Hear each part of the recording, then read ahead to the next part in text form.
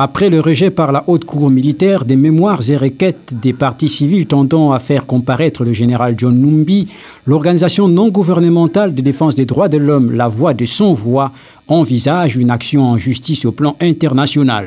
On s'attendait à une telle réponse. Comme cette réponse maintenant est officielle, nous allons nous concerter toutes les parties civiles, voir s'il faut continuer à cautionner la parodie de justice qui se passe là-bas. Il ne faut jamais oublier que nous allons toujours atteindre les institutions judiciaires internationales. Nous pensons que l'impunité devient une règle qui est une règle en République démocratique du Congo, puisse être, disons, attaquée dans le but que le Congo puisse changer, ou les autorités congolaises puissent changer de comportement, c'est dire que personne n'est au-dessus de la loi.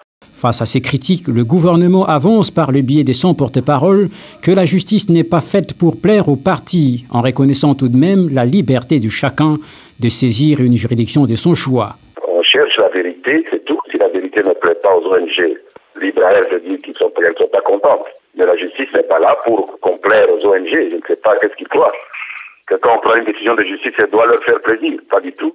Mais où est le problème? Pourquoi est-ce qu'ils ne l'ont pas fait depuis tout ce temps? C'est maintenant qu'ils découvrent que la justice congolaise n'est pas là pour leur faire plaisir.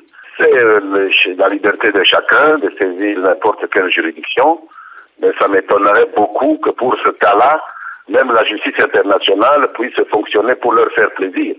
La Haute Cour militaire a quant à elle motivé le rejet des requêtes des partis civils visant à obtenir l'inculpation du commissaire divisionnaire principal de la police nationale congolaise, entre autres par le fait qu'elle n'a aucune possibilité de droit qui lui permet d'établir la culpabilité sur une personne dont elle n'a pas été saisie. Par ailleurs, la Cour a dit se prescrire le droit de vérifier des informations rapportées au sujet du prévenu fugitif Paul Mwilambwe.